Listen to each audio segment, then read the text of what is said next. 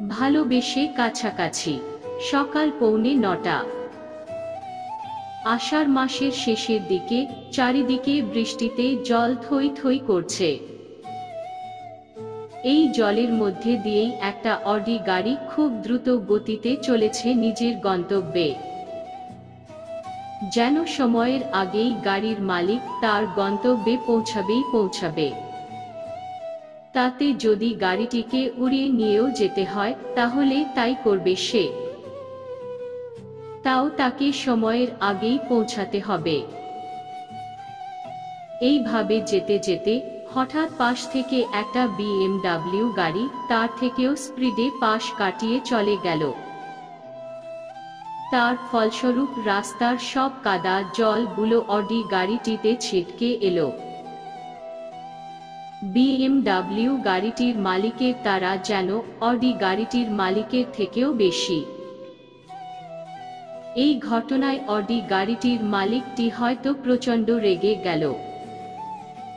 তাই সে তার গাড়ির স্পিড আরো বাড়িয়ে দিয়ে দ্রুত গতিতে BMW গাড়িটিকে ওভারটেক করে তার সামনে গিয়ে জোরে ব্রেক কষে। আর BMW গাড়িটিও এর ফলে হার্ড ব্রেক কষে তার গাড়িটি দাঁড় করাতে বাধ্য হয়। এবার এই অডি গাড়িটি থেকে ব্লু কালারের একটি ফর্মাল স্যুট পরা সুন্দরী মেয়ে বেরিয়ে এলো, যার চোখগুলো রাগে লাল হয়ে আছে। মেয়েটি এসেই BMW গাড়ির জানালায় জোরে জোরে বাড়ি দিতে লাগলো। ওর এই রূপ বাড়ি দেওয়া দেখে সেই গাড়িটি থেকে একজন সুদর্শন যুবক বেরিয়ে এলো।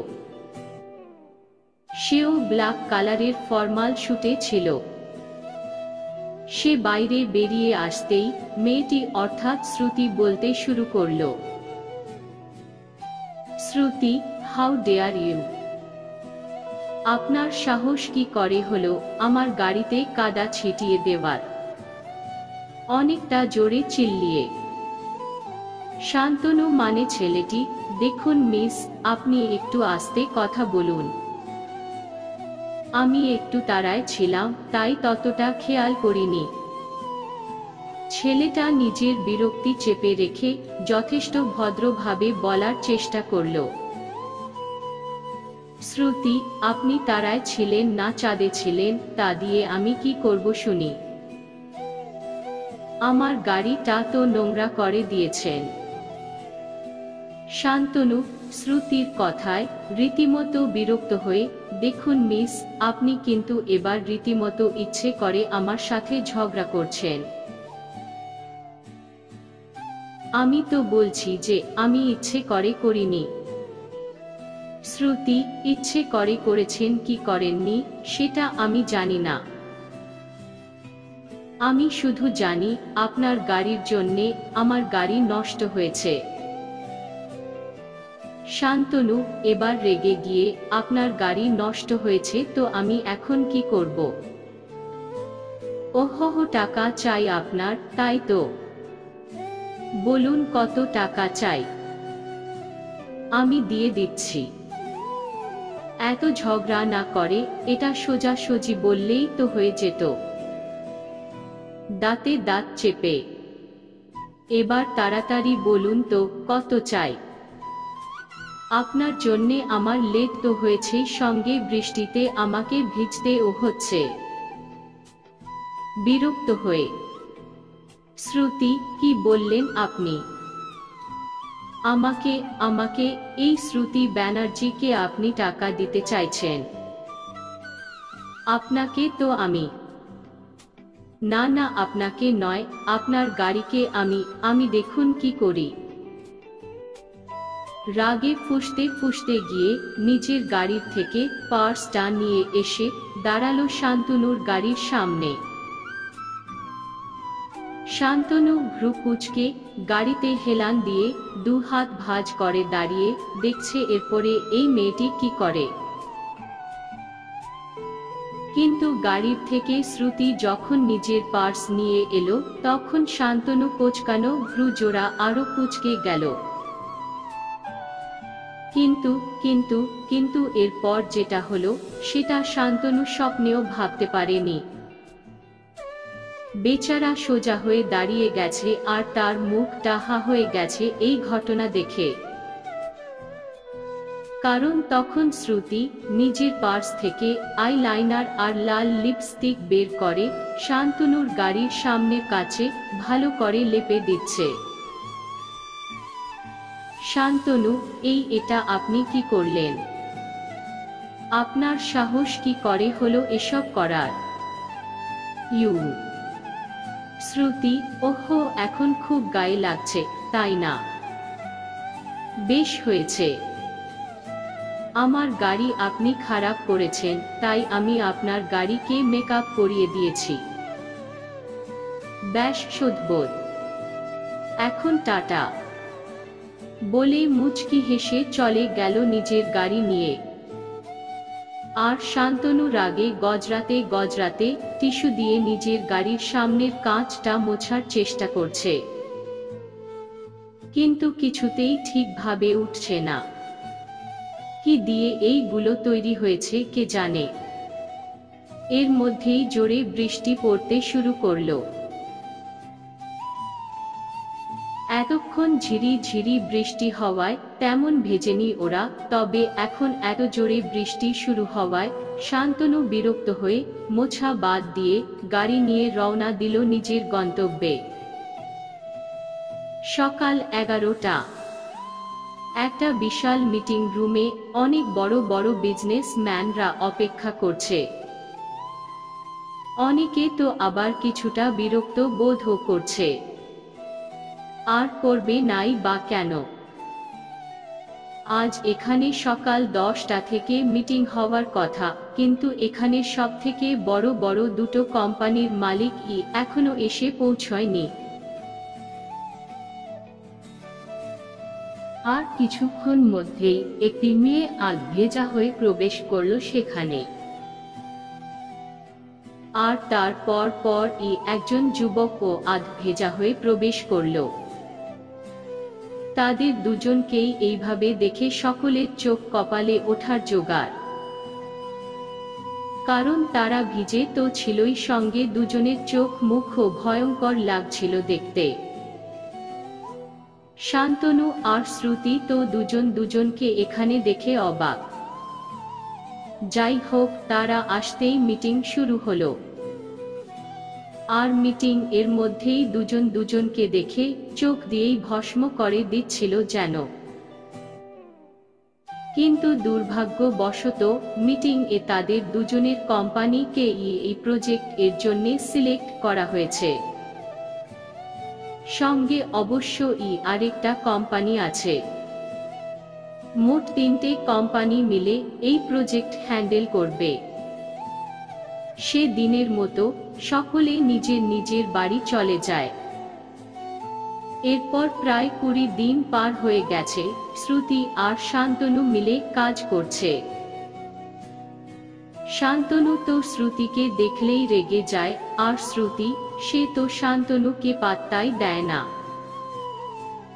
সবসময় নিজেকে একটা গণ্ডির মধ্যেই আবদ্ধ করে রাখে। আর অহংকার যেন তার নাকের ডগায় বিরাজমান। তবে কাজের সময় ওরা দুজনেই খুব সিরিয়াস। তখন দেখলে বোঝাই যায় না যে ওদের দুজনের মধ্যে সাপে নেউলের সম্পর্ক। এর মধ্যেই একদিন শ্রুতি যখন শান্তনুর কেবিনে বসে কাজের বিষয়ে কথা বলছিল, তখন কেবিনের দরজায় কেউ নক করল। Shantanu, come in. ওর পারমিশন পেয়ে একটা মেয়ে ওয়েস্টার্ন ড্রেস পরা শান্তনুর কেবিনের ভেতর চলে এলো। আর এসেই শান্তনুর কোলের ওপর বসে পড়ল। প্রিয়া, ওহহ বেবি, কিছু দিন থেকে তুমি আমাকে সময় দিচ্ছ না। আমি কিন্তু খুব স্যাড হয়ে আছি তার জন্যে। শান্তনু একবার শ্রুতির দিকে তাকিয়ে তারপর প্রিয়াকে নিজের কোল থেকে উঠিয়ে বলল, শান্তনু, আরে প্রিয়া, তুমি চেয়ারে বসো আর বলো এখানে কি কারণে এসেছো। প্রিয়া, কেন, আমি কি তোমাকে দেখতে আসতে পারি না? শান্তনু, না না, তা কেন? বেশ ভালো করেছো এখানে এসে। বলো তুমি কি নেবে? বলে শ্রুতির দিকে তাকিয়ে শ্রুতিকে বলল। শান্তনু, আমরা পরে এই বিষয়ে কথা বলছি, এখন একটু যদি আমাদের একা ছেড়ে দিতেন। শ্রুতির মুখ কেন জানি না লাল হয়ে গেছে।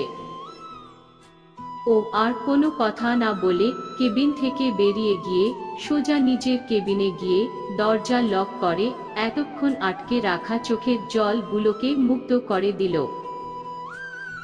বেশ কিছুক্ষণ পর নিজেকে সামলে নিয়ে কয়েক বছর আগের ভাবনায় বিভোর হয়ে গেল।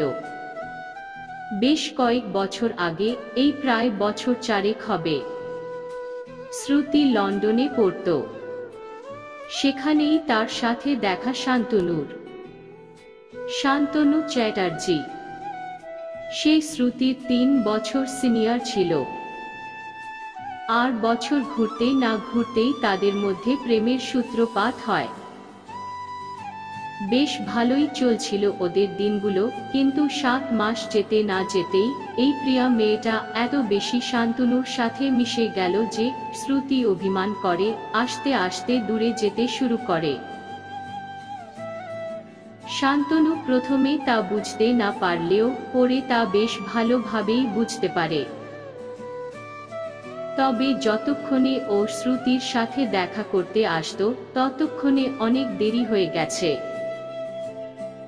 কারণ তখন শ্রুতি অভিমান করে শান্তনুর থেকে অনেক দূরে অজানায় চলে গেছে। যেহেতু ওরা দুজন দুজনের ফ্যামিলি সম্পর্কে কিছুই জানতো না, তাই আর তাদের দেখাও হয়নি। তারপর সেদিন রাস্তায় 4 বছর পর তাদের দেখা। শান্তনু গাড়ির ভেতর থেকেই শ্রুতিকে দেখে স্তব্ধ হয়ে গিয়েছিল। আর তার থেকেও বেশি অবাক হয়েছিল শ্রুতির ব্যবহার দেখে। কারণ আগের শ্রুতি খুবই নরম মনের আর লাজুক ছিল, আর এখন অহংকারী হয়ে গেছে। কিন্তু শ্রুতি এমন একটা ভাব করেছিল যেন ওকে চেনেই না। যাই হোক, সেদিনের মতো শ্রুতি নিজের কাজ শেষ করে অফিস শেষ হয়ে যাওয়ার আগেই বাড়ি চলে যায়। পরের দিন অফিসে লাঞ্চ টাইমে শ্রুতি ক্যান্টিনে বসে খাবার খাচ্ছে। এর মধ্যেই সেখানে শ্রুতির একমাত্র বেস্ট ফ্রেন্ড রাঘব এসে উপস্থিত। রাঘব, তা ম্যাম, এই অধম ও কি আপনার সঙ্গে বসে খাওয়ার সুযোগ পেতে পারে? রাঘবকে দেখেই শ্রুতি নিজের আসন ছেড়ে রাঘবকে জড়িয়ে ধরল। শ্রুতি, তুই, আমি তো ভাবতেই পারছি না যে তুই এখানে দিল্লি থেকে কবে এলি। প্রচন্ড খুশি হয়ে রাঘব, আজই। আর এসেই ম্যামের সাক্ষাৎ পেতে চলে এলাম। শ্রুতি, চল বস, এখানে একসাথেই খাবার খাই। তারপর তারা একসাথে লাঞ্চ করে বেরিয়ে গিয়েছিল। আর তাদেরকে এতটা ক্লোজ দেখে শান্তনু রাগে লাল হয়ে গিয়ে নিজের কেবিনে এসে সব ভাঙচুর করতে লাগলো। শান্তনু, কেন কেন ও এমন করে সব সময় আমার সাথে? প্রথমে এত ভালোবাসলাম, আর তার বদলে ও কোন স্টুপিড কারণ নিয়ে আমাকে ছেড়ে চলে এলো। একবারও আমার কথা ভাবলো না ও। আমি কত কষ্টে ছিলাম এতগুলো বছর। আর এখন যখন আরো বেশি ওর প্রতি ফুটবল হয়ে পড়ছি, তখন ও কোনো ছেলের সাথে। না, আমি এটা কিছুতেই মানতে পারবো না। ওকে তো আমাকে জবাব দিতেই হবে। এর মধ্যেই প্রিয়া এসে উপস্থিত হলো। প্রিয়া, বেবি, এটা কেবিনের কি অবস্থা করেছো? কি হয়েছে? শান্তনু, চোখ, একদম চোখ। এত কিসের বেবি বেবি রে? আমি তোর কোথাকার বেবি? আর আমি বলছি না আমার থেকে দূরে থাকবি? সেদিন যে বললাম আমার কোলে তো দূরের কথা, আমার ধারে কাছেও বসবি না। কিন্তু তুই। প্রিয়া আর কিছু শোনার আগেই চলে গেছে কেবিন ছেড়ে। কারণ শান্তনুর এই রূপ আগে ও কখনোই দেখেনি, তাই ভয় পেয়েছে বেচারি। দুদিন পর শ্রুতি আবার আজ শান্তনুর সামনে বসে আছে। এই দুদিন তার জ্বর থাকায় সে আসেনি। আর এই দুদিনেই শান্তনুর নিজেকে পাগল পাগল লাগছিল। শ্রুতি, তো আমরা যেই প্রজেক্ট এ কাজ করেছি সেটার আশা করি আর 2 মাসের মধ্যেই শেষ হয়ে যাবে। আপনি একবার ডিজাইনটা দেখে নিন বিল্ডিং এর, বলে ফাইলটা শান্তনুর দিকে বাড়িয়ে দিতে গিয়ে দেখে যে সে হা করে তাকিয়ে আছে তার দিকে। শ্রুতি এতে কিছুটা অস্বস্তি বোধ করে, নড়েচড়ে বসে নিজের ওড়নাটা ঠিক করে নিল। হ্যাঁ, আজও একটা কচুপাতা রঙের চুড়িদার পরে এসেছে, তার সঙ্গে আবার চুলটা ছেড়েই এসেছে। তাই তো শান্তনু আজ চোখ সরাতেই পারছে না ওর উপর থেকে। শ্রুতি, এই যে ফাইলটা, জোর করে বলল। শান্তনু চমকে উঠেছে। শান্তনু, হ্যাঁ হ্যাঁ দিন, বলে ফাইল দেখতে লাগলো। আর চোখে শ্রুতিকে দেখে চলেছে। শান্তনু, তা 2 দিন আসা হয়নি কেন? বেশ গম্ভীর হয়ে জিজ্ঞেস করল। শ্রুতি ভ্রু কুঁচকে, ব্যক্তিগত সমস্যা ছিল তাই। শান্তনু, তা জানতে পারি কি সমস্যাটা ঠিক কি? শ্রুতির সোজা উত্তর, না। শান্তনু ওর উত্তর শুনে ভেতরে ভেতরে রেগে গেলেও বাইরে থেকে নিজেকে শান্ত রাখার চেষ্টা করে চলেছে। ছুটির সময় শান্তনু নিজের গাড়ি নিয়ে বের হবে এমন সময় দেখে যে শ্রুতি নিজের গাড়ি ড্রাইভারকে দিয়ে বৃষ্টির মধ্যে ভিজে ভিজে যাচ্ছে। শান্তনু কৌতূহল বশত নিজের গাড়ি নিয়ে শ্রুতির পিছু করে, কিন্তু দূরত্ব রেখে যেন ও টের না পায়। কিছুটা দূর গিয়েই দেখে যে একটা ফাঁকা রাস্তায় শ্রুতি নিজের 2 হাত মেলে মুখ উপরের দিকে করে বৃষ্টিতে ভিজছে। সম্পূর্ণ ভিজে গেছে সে। এই দৃশ্য দেখে শান্তনু যেন একটা ঘোরে চলে গেল। 4 বছর আগে তারা দুজনে একসাথে এইভাবেই যে ভিজেছিল। ওর চোখ দুটি আজ ছল ছল করে উঠল। তাই ও আর গাড়িতে বসে থাকতে না পেরে ধীরে ধীরে যেতে লাগলো শ্রুতির কাছে। শ্রুতির একদম পেছনে গিয়ে ও শ্রুতিকে জড়িয়ে ধরল পেছনে থেকেই।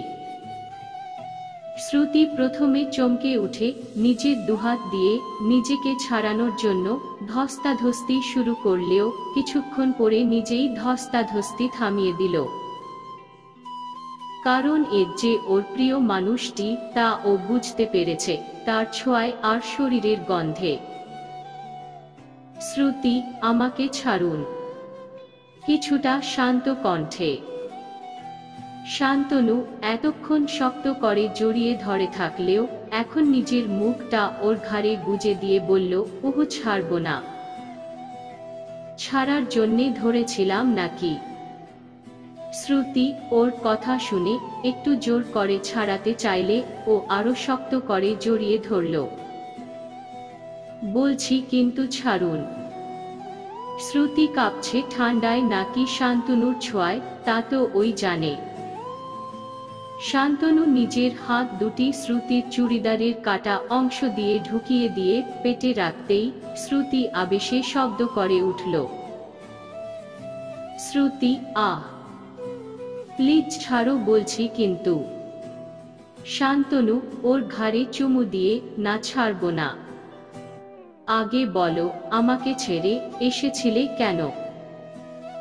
আর ওই দিনের ওই ছেলেটা কে, যাকে জড়িয়ে ধরেছিলে তুমি? শ্রুতি ভ্রু কুঁচকে নিজেকে জোর করে ছাড়িয়ে নিয়ে ওর দিকে ফিরে বলল, শ্রুতি, আপনি জানেন না আমি আপনাকে কেন ছেড়ে এসেছিলাম। শান্তনু, জানি তো। তোমার ফ্রেন্ড বলেছিল আমায় প্রিয়ার জন্যে। কিন্তু তুমি আমাকে না বলে কেন এমনটা করলে? তুমি জানো কত কষ্টে ছিলাম আমি এই কয়েকটা বছর। শ্রুতি, হ্যাঁ কষ্টে ছিলেন তাই না? তা আপনার কষ্ট তো সেদিনই দেখলাম, যেদিন আপনি আপনার প্রিয়াকে কোলে নিয়ে বসেছিলেন, দাঁতে দাঁত চেপে। শান্তনু, তুমি ভুল ভাবছো, আমি সত্যি ওর সাথে কখনোই রিলেশনে ছিলাম না। ওকে তো আমি শুধুমাত্র নিজের বন্ধু ভেবে এসেছি। কিন্তু ও এক সময় এমন সব কাণ্ড করে বসে যে, তবে আর সেসব করবে না। কারণ আমি ওকে আমার ধারে কাছেও আসতেও না করে দিয়েছি। প্লিজ আর রাগ করে থেকো না। খুব ভালোবাসি তো, কেন বোঝো না? তুমি চলে আসার পর এই কয়েকটা বছর আমার কাছে নরক যন্ত্রণার মতো কেটেছে। প্লিজ আর কষ্ট দিও না আমায়। আমি তোমাকে অন্য কারোর সাথে দেখতে পারি না।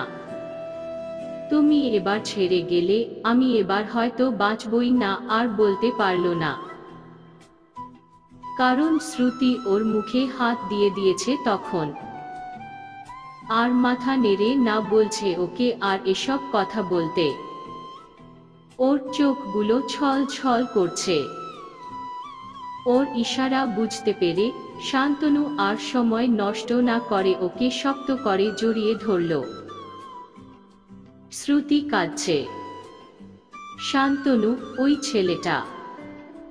শ্রুতি, আমার বন্ধু, আর কিছু নয়। শান্তনু, সরি, তবে তুমি এত বদলে গেছো কেন? আমি আমার আগের শ্রুকে চাই। এই শ্রু আমার একটুও পছন্দ না। শ্রুতি, আগের শ্রুতি কষ্টে পাথরে পরিণত হয়েছে। তাই এখন এই শ্রুতিকেই মনে নিতে হবে তোমার। অভিমানী কণ্ঠে। শান্তনু, আমি আবার তাকে ভালোবাসা দিয়ে আগের শ্রুতি বানিয়ে দেব। তবে আগের বার আমাকে এত কষ্টে দেওয়ার ফল এবার আমি ভালোবাসা দিয়ে উসুল করব। দেখে নিও। বলে শ্রুতির ঠোঁট দুটো নিজের দখলে করে নিল। শ্রুতিও নিজের অভিমান ভুলে শান্তনুকে আঁকড়ে ধরল। শ্রুতি আবার মাঝপথে ওকে থামিয়ে দিল। শান্তনু, আবার কি হলো?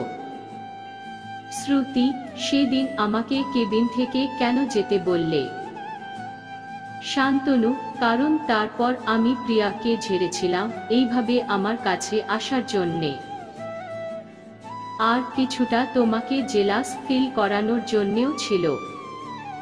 মুচকি হেসে। শ্রুতি, কি? তবে রে আমাকে কষ্ট দেওয়া? বলে ওকে কয়েক ঘা দিতে না দিতেই আবার শান্তনু ওকে নিজের দিকে টেনে নিয়ে কিস করতে লাগল। শ্রুতিও আর বাধা দিল না। এই বর্ষার মুষলধারার বৃষ্টিতে ফাঁকা শুনশান রাস্তার দুটি তৃষ্ণার্ত হৃদয় নিজেদের মান অভিমান ভুলে ভালোবেসে কাছাকাছি আসার চেষ্টায় ব্যস্ত। হয়তো ঈশ্বর এই বৃষ্টির দ্বারা তাদের এতদিনের জমানো অভিমানগুলো ধুয়ে দিচ্ছে, যেন দুটি তৃষ্ণার্ত হৃদয়ের মিলন ঘটে। সমাপ্ত।